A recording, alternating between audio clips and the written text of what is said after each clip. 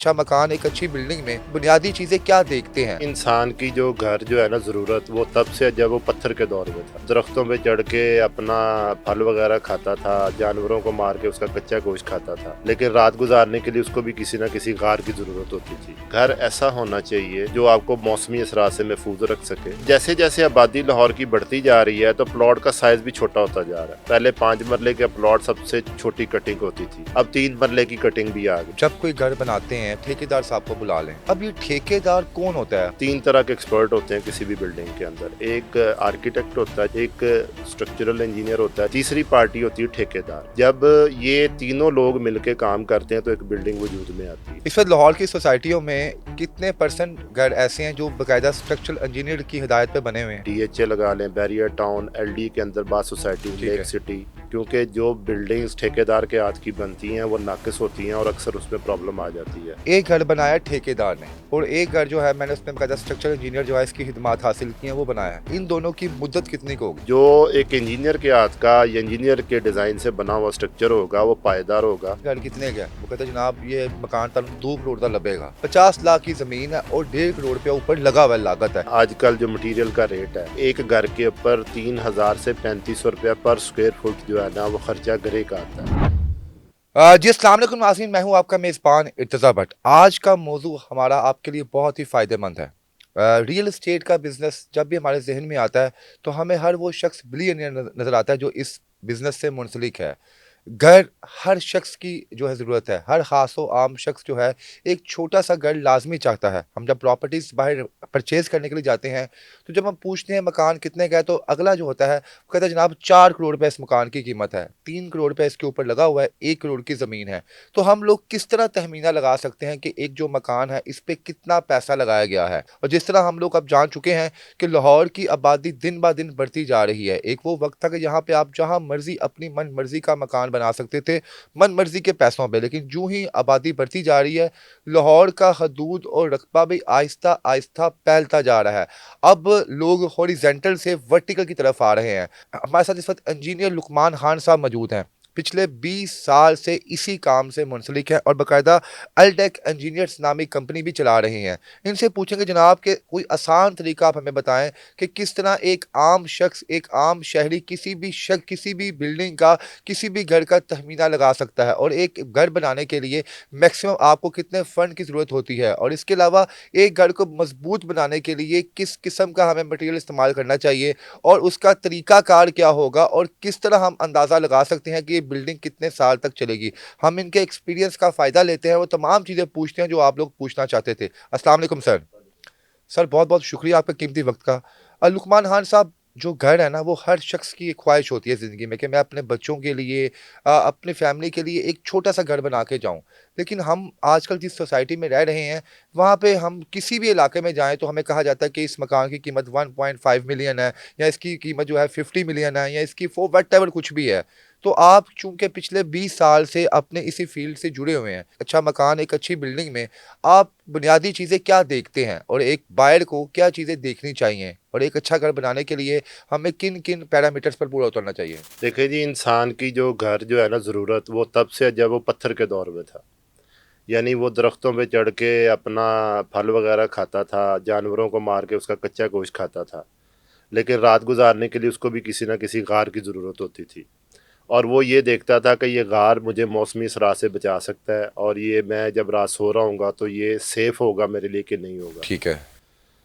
असल में शहर, लाहौर शहर एक बड़ा डेंस पॉपुलेटेड एरिया है और यहाँ पर दूसरे शहरों के लोग भी आए होते हैं। आपने अक्सर देखा होगा कि ईद वगैरह के ऊपर लाहौर सुनसान हो जाता है ऐसे ही। और जो लाहौर की असल आबादी है ना वो बहुत थोड़ी रह जाती है। तो लोग जैसे जैसे ज़माना तरक्की कर रहा है तो आप गांव से लाहौर शहर की तरफ माइग्रेट हो रहे हैं। तो जब वो लाहौर में आएंगे तो ज़ाहिर बात कहीं पे रहेंगे भी, जब कहीं पे रहेंगे तो उनको एक प्लॉट की और एक घर की ज़रूरत होगी। ऐसे ही है। अच्छा, अब जब जैसे जैसे आबादी लाहौर की बढ़ती जा रही है तो प्लॉट का साइज़ भी छोटा होता जा रहा है। पहले 5 मरले के प्लॉट सबसे छोटी कटिंग होती थी, अब 3 मरले की कटिंग भी आ गई हुई है। जब वो भी इतना महंगा हो गया, चूँकि लाहौर की ज़मीन कीमती है, क्योंकि अब ये गाँव वाली ज़मीन तो नहीं रही, तो अब बात ये है कि अब 3 मरले का जो घर भी है ना वो लोगों के लिए अफोर्डेबल नहीं रहा اور اس کے بعد جب وہ افورڈیبل نہیں رہا تو اب لوگوں کو اپارٹمنٹ بلڈنگ کی طرف جانا پڑ رہا ہے. ٹھیک ہے. ابھی آپ نے یہ بیک گراؤنڈ بیان کرنے کا مقصد یہ تھا کہ جب آپ نے پوچھا کہ گھر کیسا ہونا چاہیے. ٹھیک ہے. گھر ایسا ہونا چاہیے کہ جناب جو آپ کو موسمی اثرات سے محفوظ رکھ سکے. اچھا لقمان صاحب، ہم جب کوئی گھر بناتے ہیں کوئی بھی چیز تو ہم کہتے ہیں ٹھیکیدار صاحب کو بلا لیں. اب یہ ٹھیکیدار کون ہوتا ہے؟ ہم نے تو اگر آپ اس کو آپ اسٹڈی وائز دیکھیں آپ تو ہم نے اسٹرکچر انجینئر کے بارے میں پڑھا ہے یا سول انجینئر کے بارے میں بتایا. تو یہ اسٹرکچر انجینئر کون ہوتا ہے اور یہ سول انجینئر کون ہے؟ ان دونوں میں کیا فرق ہے اور ٹھیکیدار کون سی قسم میں آتا ہے ان میں؟ دیکھیں جی، پرانے دور میں جو گھر ہوتے تھے نا ہاں. وہ سادہ ہوتے تھے. ٹھیک ہے. اور لوگوں کا جو لیونگ سٹینڈرڈ تھا وہ بھی سادہ تھا. اب جیسے جیسے زمانہ ترقی کر رہا ہے تو لوگ ایک لیٹسٹ ٹیکنالوجی سے فائدہ اٹھانا چاہتے ہیں. ٹھیک ہے. اب جب لیٹسٹ ٹیکنالوجی سے فائدہ اٹھانا تو ظاہری بات ہے اس کے لیے ایکسپرٹ کی ضرورت ہوگی. ٹھیک ہے. وہ ایکسپرٹ 3 طرح کے ایکسپرٹ ہوتے ہیں کسی بھی بلڈنگ کے اندر. ایک آرکیٹیکٹ ہوتا ہے جس نے اسپیس کو مینیج کرنا ہوتا ہے. ایک اسٹرکچرل انجینئر ہوتا ہے جس نے اس کا ڈھانچہ ڈیزائن کرنا ہوتا ہے تاکہ زلزلہ ہوائیں وغیرہ آئے تو وہ گرے نہ. تیسری پارٹی ہوتی ہے ٹھیکیدار. جب یہ تینوں لوگ مل کے کام کرتے ہیں تو ایک بلڈنگ وجود میں آتی ہے. ٹھیک ہے.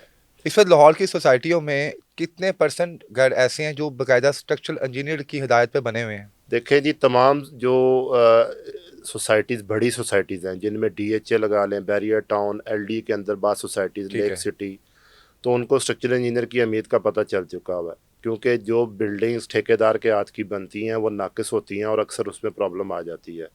اور آپ کا جو ایک گھر ہے وہ 30-40 سال تک چلنا ہوتا ہے. تو اس دوران اس نے ہواؤں کا مقابلہ بھی کرنا ہے، اس نے زلزلے کا مقابلہ بھی کرنا ہے، اس نے بارشوں کا مقابلہ بھی کرنا ہے. تو اس لحاظ سے اس کو سیف ہونا چاہیے اسٹرکچر کے پوائنٹ آف ویو سے. اگر 2 گھر ہیں فور سپوز سر، ان کے آپ ایکسپرٹ ہیں اپنے کام میں، ایک گھر بنایا ٹھیکیدار نے 3.5 مرلے کا اور ایک گھر جو ہے میں نے اس میں باقاعدہ اسٹرکچر انجینئر جو ہے اس کی خدمات حاصل کی ہیں وہ بنایا ہے. ان دونوں کی مدت کتنی کو ہوگی؟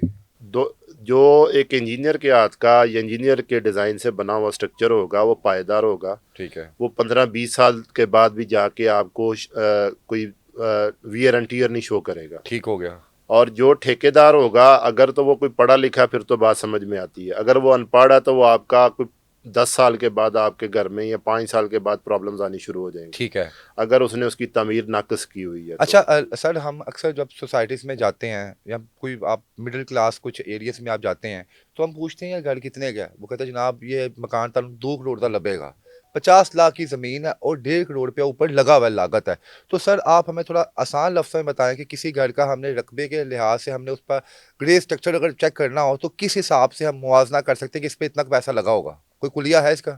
جتنا آپ کے مکان کا کورڈ ایریا ہوتا ہے نا، ٹھیک ہے، آج فی زمانہ آج کل جو مٹیریل کا ریٹ ہے، ٹھیک ہے، اس کے مطابق ایک گھر کے اوپر 3,000 سے 3,500 روپیہ پر اسکوائر فٹ جو ہے نا وہ خرچہ گرے کا آتا ہے. ٹھیک ہے. اور تقریباً 2,000 روپیہ پر اسکوائر فٹ جو ہے وہ فنشنگ کی کاسٹ آتی ہے. یعنی اوور آل 5,000 لگا لیں آپ. 5,000 5,500 تک آپ کا جتنا کورڈ ایریا، سپوز آپ کے مکان کا کورڈ ایریا 1,200 اسکوائر فٹ ہے. ٹھیک ہے. اس کو اگر آپ مرلے میں بتائیں تو کتنا بنتا ہے؟ 1200 مرلے 12 اسکوائر فٹ جو ہے 5 مرلے کا بنتا ہے. 5 مرلے کا، یعنی 1200 کا ملٹیپلائی بائی 5,000 کرے تو کتنا نہیں، بنتا ہے؟ 1200 ضرب 2، ٹھیک کیونکہ ہے، اوپر والی سٹوری بھی آپ نے ایڈ کرنی ہے نا. ٹھیک ہے. 2400 سے 2500 تک آپ کا ایریا بنتا ہے. ٹھیک ہے جی. ٹھیک ہو گیا. تو آپ نے جب اگر 2500 کا ایریا ڈیولپ کرنا ہے تو اس کو آپ 5,000 یا 5500 سے ملٹیپلائی کر لیں تو آپ کے پاس کنسٹرکشن کی کاسٹ یعنی کہ فی زمانہ آ جائے. میں آج کے یہ 2025 کے اس وقت دسمبر کے مہینے میں ہوں تو میں نے 5 مرلہ اگر مکان بنانا ہے تو اس کا ناظرین میں آپ کو بتاتا چلوں کہ 2500 کو ملٹیپلائی بائی کرتے ہیں 5,000 سے یا 5,500 سے بھی اوپن نہیں کرتے ہیں تو آپ کو تقریباً سر یہ میرے پاس جو آ رہا ہے یہ 1,37,50,000 روپے تقریباً 1.25 کروڑ روپے اس وقت کاسٹ آ رہی ہے. 1.25 کروڑ روپے کاسٹ آرام سے. اس میں وہ گھر ہوگا جو باقاعدہ پائیدار بنے گا، پائیدار ہوگا اور وقت کے تقاضوں کے ساتھ ہم آہنگ ہوگا. جو اس وقت مارکیٹ کے اندر ٹرینڈ چل رہے ہیں اور جو ایک ماڈرن لائف سٹائل ہے نا اس کو کور کرے گا.